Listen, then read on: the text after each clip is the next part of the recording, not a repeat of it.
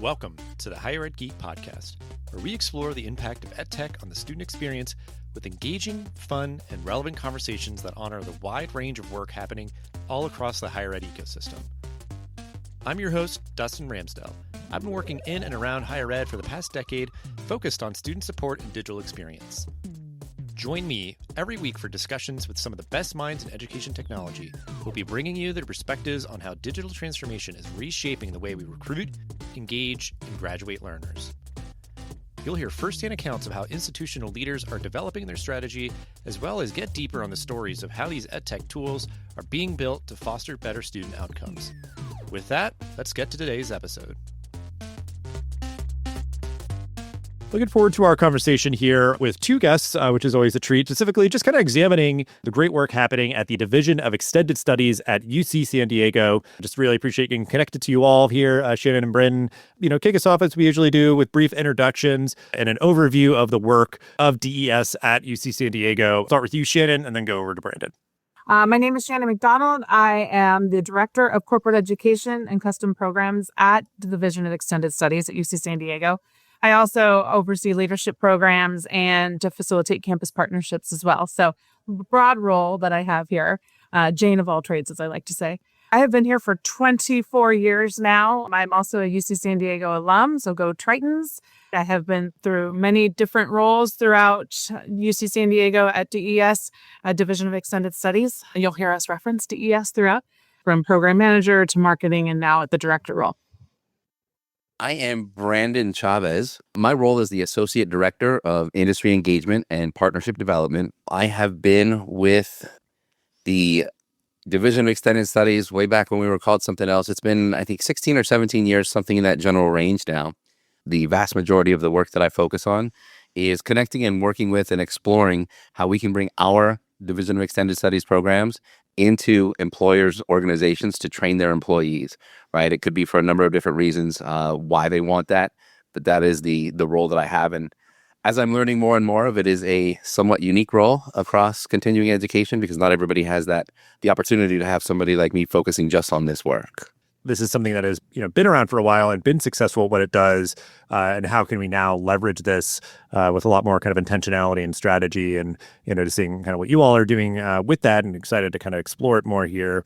With all that being said, there is sort of a storied history here and sort of just a lot of exciting potential, but curious just from each of your perspectives, how do you see continuing education just sort of broadly as like a gateway for reimagining what higher ed can be?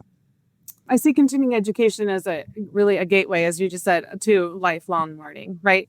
Traditional higher education has historically been focused on 18 to 22-year-olds, but continuing education is really redefining who higher education serves. We can position the university as a lifelong partner, not just for degree-seeking students, but also for high school students, working professionals, career changers, alumni, right? We have a huge database of alumni, but also retirees. Then these are folks who want to reskill, upskill. They want to even pursue personal enrichment. So that's really what we're doing through continuing education.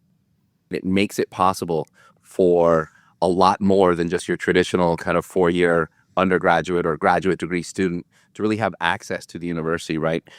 Continuing education is usually more accessible, more flexible, right? And it's, available to people that maybe it's cost, maybe it's time, or maybe they just can't step away from a job that they currently have to focus on studies full time, right? Continuing education offers a faster way to gain those applicable skills that we focus on, and it widens the audience of who can benefit from the resources that, universities have spent decades building and putting together.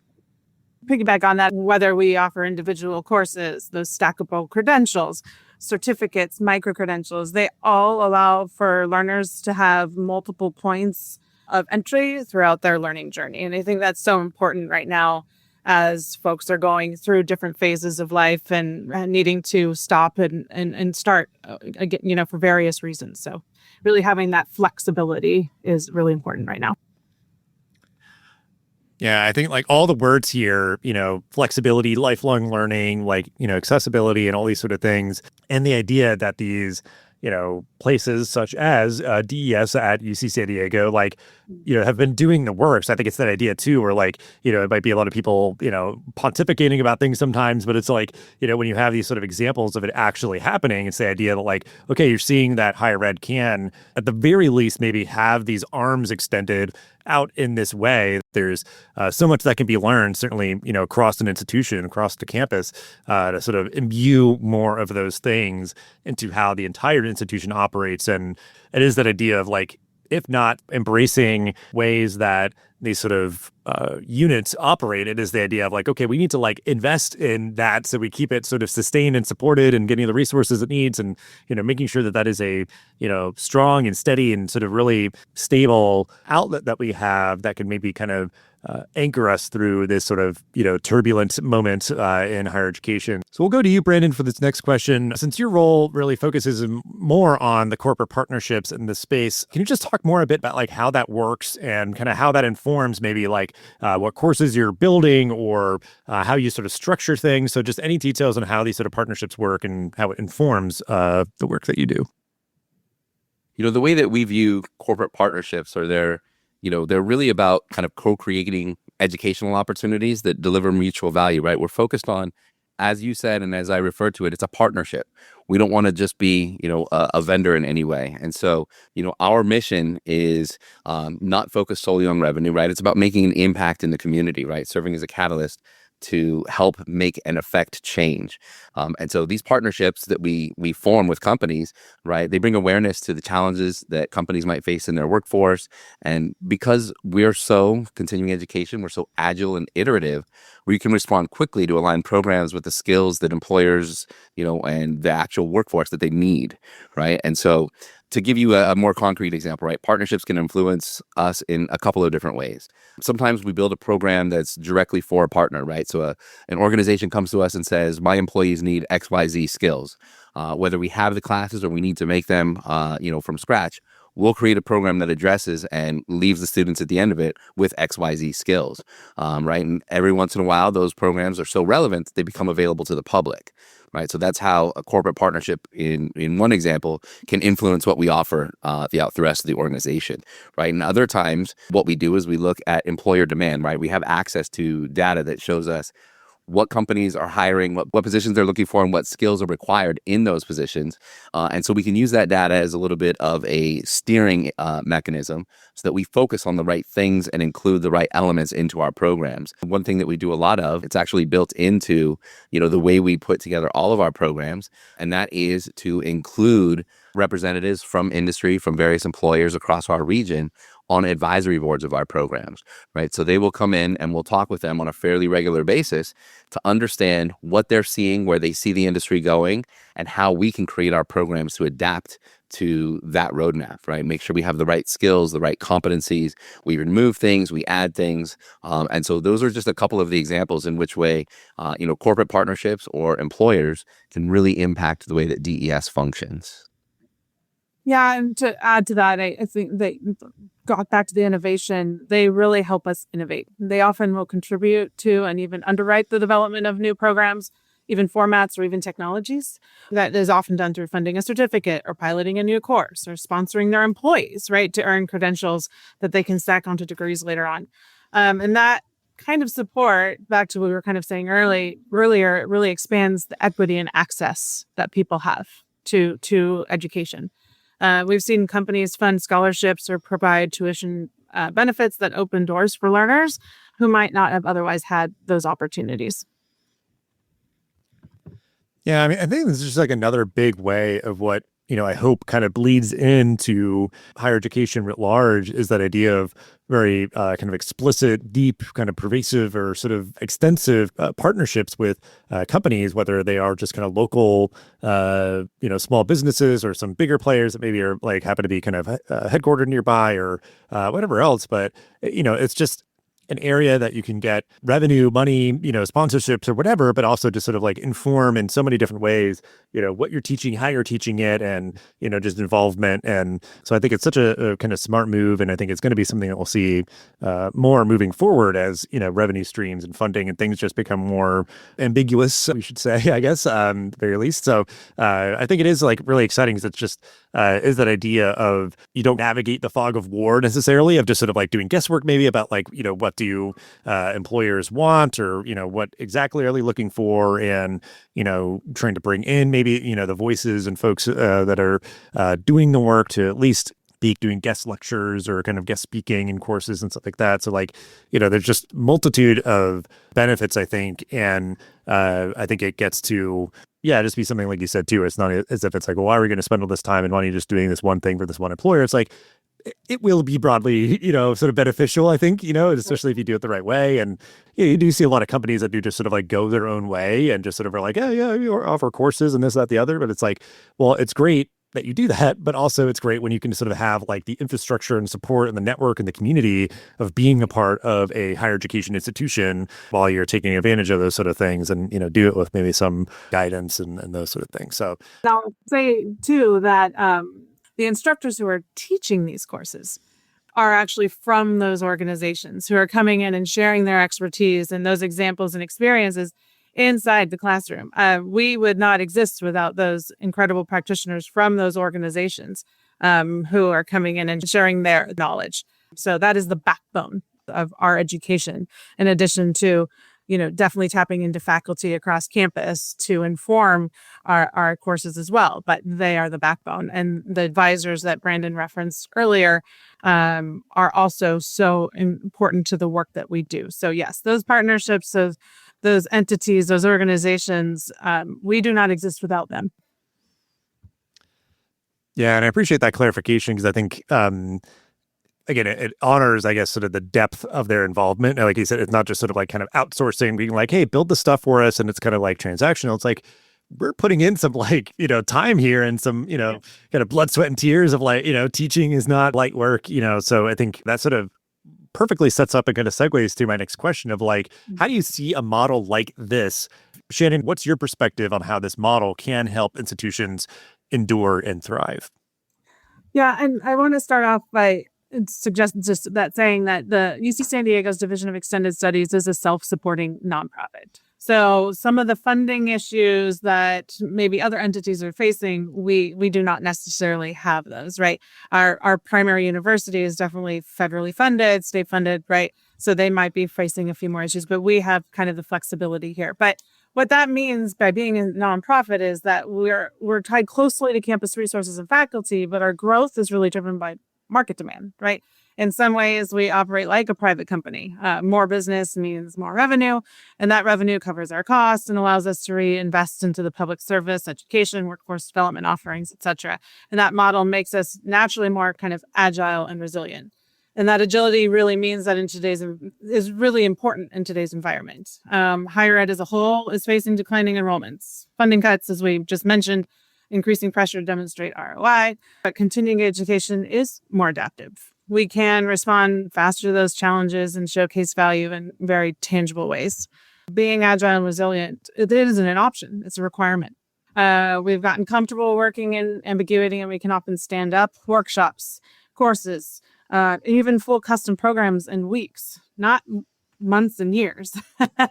And that's going to be really important to respond to what the workforce is needing, the organizations are needing, even what the university is needing right now. They need new revenue channels, and they're coming to us to Extended Studies to say, how can you help us? How can we get our education into the hands of the community while we are going through some of these cuts that are uncertain and for the future? Bryn, if you want to detail that idea of like your perspective on how the work of a model like what the Division of Extended Studies does can help institutions endure and thrive in this current moment for higher ed. I think Shannon hit on a lot of important notes. And, one of the things that we've seen throughout the years and that our dean has kind of preached to us is that, economic cycles are exactly that, right? They rise, they flow, they come, they go. And during times of economic struggle, right, demand for continuing ed often increases, right? Students come to us to kind of pivot, whether they're changing careers or trying to move up within their organization. And on the employer side, right, we see two different kind of methods. Some employers, they look at training and it's an expense and they pull back. And others, I think they're a little bit more forward thinking. A lot of times they'll double down because, they know that training is cheaper than and faster than replacing an individual staff member. I constantly refer to this, and I've come across it a number of different times. But SHRM, the Society for Human Resource Management, they have data out that shows that it can cost, at least half, if not 2/3 of an employee's full-time salary to bring somebody new on board, right? And it could take up to 6 months or more to get them running at full productivity, right? And training is a fraction of that cost. So, for some of these forward-thinking companies, continuing education and employee development becomes the smartest investment. And in continuing education, this is one of the things that we look at. We look at what are business goals, what are business drivers for the partners that we're working with, and ROI ends up becoming very, very important. We can focus on, different things for individual learners, right? Their career outcomes and things along those lines. But for an employee, right, they're looking at things that they can measure. As an example, we have a partner that we've worked with that put together a process improvement custom training program, right? And so, they spent whatever it was to invest in developing the program, delivering it and all that. But you can look directly at the ROI because they have students in the class that are working on projects that saved the company an average of about $50,000 per project is what was reported back to us. You start putting together, 20, 30, 100 students and getting that kind of a return. And now the ROI it's impossible to look past. So I think that's one of the biggest ways that, when companies can look at the way continuing education focuses and what they can offer back into those employers, in many ways it becomes not only the safe move, but the right and the easy move for their businesses. All right, let's take a quick break for a word from our sponsor. Forsyth Technical Community College was juggling siloed systems, fragmented data pipelines, and manual workflows across marketing, admissions, and CRM operations. Then they deployed Bolt Agents, Element 451's AI workforce platform. The result? These agents handled over 80% of student inquiries independently, saving 183,060 human minutes, and cutting call volumes by 14% within just 1 week of rollout. Curious what your AI teammates could look like? Try an agent today at element451.com/agents. Yeah, there's some really interesting examples, I guess, of just sort of ways that this work, what you're saying, Shannon, that you can then be kind of thought leaders and sort of these subject matter experts in different things for the benefit of your institution. But then that idea of, why would a corporate partner, again, sort of work externally to kind of extend the reach of these programs and everything, or, whatever else. Because I would say, I guess, their defense would be well, we wanted to do it ourselves. We're going to do our own kind of quality control, be just how we wanted or whatever else. But it's well, one, I think you're probably going to struggle to get, diverse, new sort of expanded kind of audiences, but then also even just the nature of sort of the way that, a faculty member or whoever else, or just you all can kind of consult on okay, well, if they're doing this or working on this, we can kind of measure things and show that there's so much value that you're getting, as an employer of them working on projects, whatever else. It's just a whole different kind of ecosystem, because I think it is that idea of each side is bringing in, a situation like this, sort of their best things that they can offer. We know what we need, hopefully understanding, how you're outlining it, Brandon, the costs that go into, bringing on new people and having them get up to speed and everything. And then just that idea of well, if you're going to try to create a course, a sequence of courses, or, whatever else, it'd be great to do these sort of things, teach the concepts this way and, use these tools and whatever else. I'm just sure there would be sort of areas that are overlooked, if an institution is sort of doing this in the vacuum, or, again, they would have to, build up a sizable team of their own people, to do things, versus it just being yeah, we could tap into this, partner institution and, have them do it in a much more, I think, effective way. So I'm curious, though, if there's anything that you all can tease around kind of like what's next for your team's work, what you're teaching, how you're teaching it, how you're delivering it, or, whatever else. But just always like asking this question because obviously it just is kind of telling of like what trend lines are people kind of following right now, what they're kind of looking forward to with their team's work. So, Brandon, if you want to kick us off on your perspective, what's next for your team's work? My primary focus, given the nature of the role that I described at the kickoff of this podcast, is that, I want to work on strengthening the partnerships we already have and, of course, building new ones, right? Some of these are going to be revenue generating and others are just going to be different types of partnerships that, further our mission and help the community and the partners and the organizations that we're working with. But long term, right, one of the things that I would love to be able to do is to make DES known throughout our region as the easiest way for non-traditional students, non-traditional learners to access the campus, right? To access UC San Diego. We have a great reputation as a campus of doing all of this great kind of cutting edge work. But one of the things that I think we can improve on, and that's what I'm going to focus on the most, is making sure that employers, industry, organizations know how to access that, right? Because, what makes us unique is our breadth and our agility, right? The team that Shannon and I work with and work on, we pride ourselves in being very nimble, very agile, very customer service focused, and, we'll move in lockstep with employer needs.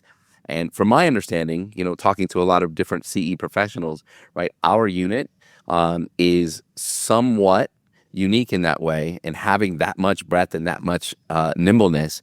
And so, we hope to combine, all of that depth with, the level of responsiveness that our existing customers and our existing partners have gotten used to. I think in addition to that, as I referenced, we're doing more and more with campus and bringing some of the undergraduate and graduate level courses, we're bringing them to the community through these one-off courses or even advanced certificates that we're putting together so that working professionals can have the ability to take advantage of graduate level courses without committing to the master's. Maybe they can't right now. Work-life balance doesn't always allow for somebody to go after the master's degree at this time. Maybe they want to just understand some of those core concepts in a master's degree program. Corporations may not be able to offset the tuition of a master's degree, and this gives them the opportunity to send employees to these graduate level certificate programs. So we just launched one with our School of Computing and Information Technology, focused on data science. There's several more conversations across campus and offering more of these types of certificates, and they can be articulated over to the actual master's degree if the student decides to do so. But this gives them an entry point. And also, back to we're consistently listening to not only what the workforce needs, but what the professionals need.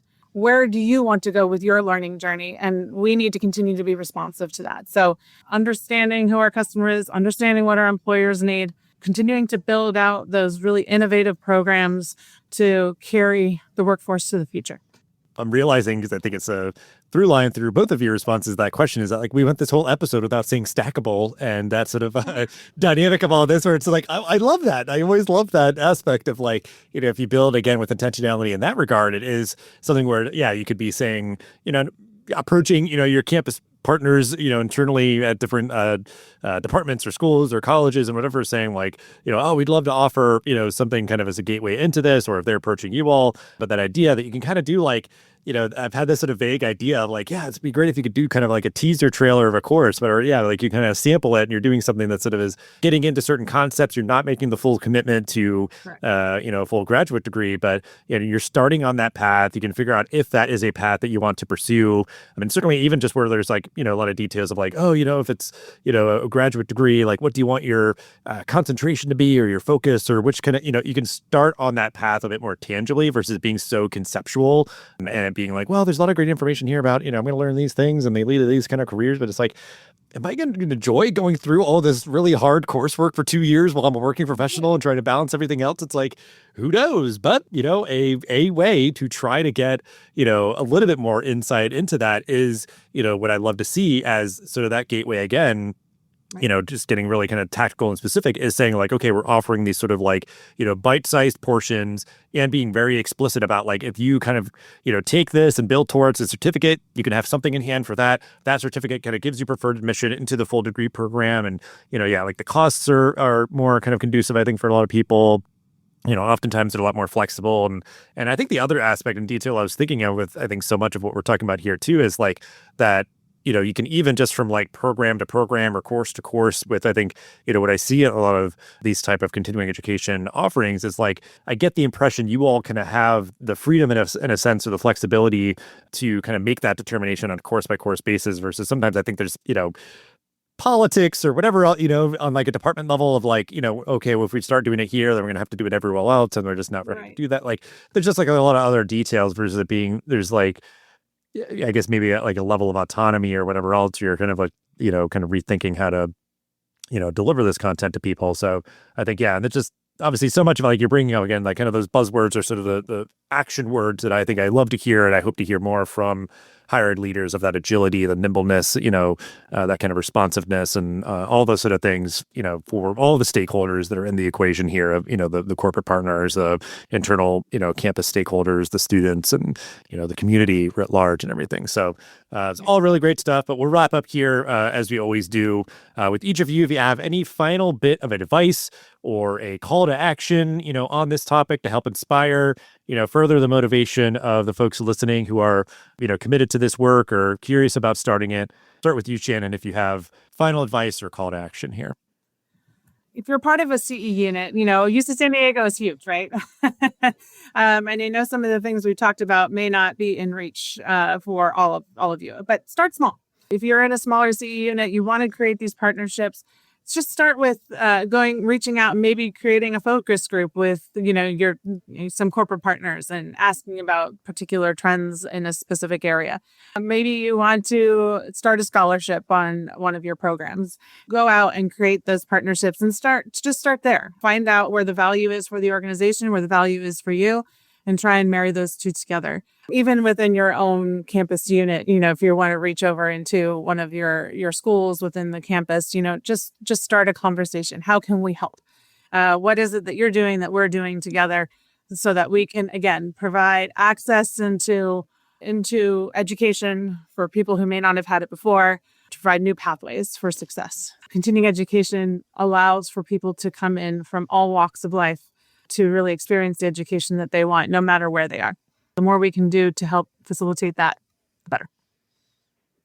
And I'll kind of pick up that, right? Shannon left with a really good kind of like higher level look at, what to do. My experience, it really focuses a little bit more on the tactical part of things. About a year ago or so, I was tapped to be part of a grant-funded initiative by Walmart through UPCEA. And I've been collaborating with colleagues from California to Florida to develop a course aimed at enhancing the university to business function, right? And so focusing on this U side, right, the universities, the colleges, I'll give you three kind of quick takeaways here. One is to define your purpose clearly, right? There isn't a one-size-fits-all approach, as Shannon was just alluding to corporate partnerships. And most approaches, they're not going to be wrong. You just have to start somewhere. But you can have a number of different objectives. Maybe it's revenue generation or external collaborations or strengthening internal campus ties. Either way, it's just crucial to have a clear direction because that clarity serves as a guiding lens for all of your efforts moving forward. The second one, right? Recognize the employer as a stakeholder. They're a primary stakeholder. A lot of times in higher education, we focus on student, their experience, their deliverables, what they're going to take away from the class. In corporate partnerships, in university to business, we're never going to want to forget about the student experience. But in U2B work, the core audience is really the employer, right? They're the ones we co-create with. They sit on our advisory boards. They often are our biggest champions within their organizations. So engaging with and prioritizing with the employers early and meaningfully is essential for the success of any sort of U2B work that you do. And finally, and this is one that I will say every time somebody asks me and I get to talk about it, you have to adapt a business-oriented mindset, right? You're working with businesses, you're working with organizations. They don't work with the same priorities that we have in academia, in higher education, continuing education. They don't work on the same timelines that we do. So to effectively engage employers, it's important to communicate in a way that's going to resonate with them, right? You have to listen first, solve their problems and frame your value in their language, right? You can't go in and say, I have all of these great programs. I want you to have your employees take one. You have to go in and understand what they're actually trying to solve, why they're having the conversation with you, and then be able to tie your programs and the outcomes that you're offering to the goals and the needs that they have, right? If you do it any other way, you're really going to struggle here, right? And so that's, I guess, my final call to action, right? Be intentional, be employee focused, and speak their language. And of course, if anybody wants to continue that conversation, there's resources. Shannon and I at UC San Diego through UPCEA, we're all collaborative. We're higher education. We're continuing education. We all serve the same purpose, just different regional groups of audiences. Yeah, and I appreciate kind of your call out there as your final word, Brandon, because I think, the ability to be student-centered is, I think, more familiar to a lot of institutional leaders. So, like, they can kind of center back on that, I think, easier than really getting in kind of like what is the perspective and mindset of a corporate partner that we may be working with and everything, and understanding their goals, their priorities, the way that they work, and those sort of things. I think that is definitely a good thing to keep in mind, and appreciate you, Shannon, as well, because I think I often just encourage folks to just like start somewhere, get something going. And, I think that kind of initial kind of prototype or proof of concept or whatever can just be very motivating, but also very informative, as you kind of start to begin on this work, and not thinking that you need to kind of go kind of from 0 to 100 within like the first year or something. It's like, let's just try to stand something up and learn from that and, carry that on from there. So appreciate you both for taking the time out for this episode, sharing all that you did. We'll certainly ways to connect with you, UC San Diego Division of Extended Studies, in the description for the episode. So again, just thank you so much for sharing all that you did, and appreciate your time. Thanks, Dustin. It's a pleasure to be here. Thanks so much, Dustin. Thanks for listening to the Higher Ed Geek podcast. This show is a proud member of the Enrollify Network, home to Higher Ed's largest collection of podcasts. Enrollify is where higher ed goes to grow. So be sure to check out our other podcasts, webinars, video clips, blogs, and more. Visit enrollify.org and subscribe for all the latest details and content drops directly to your inbox. Enrollify is brought to you by Element 451, the digital workforce platform for higher ed. Learn more at element451.com.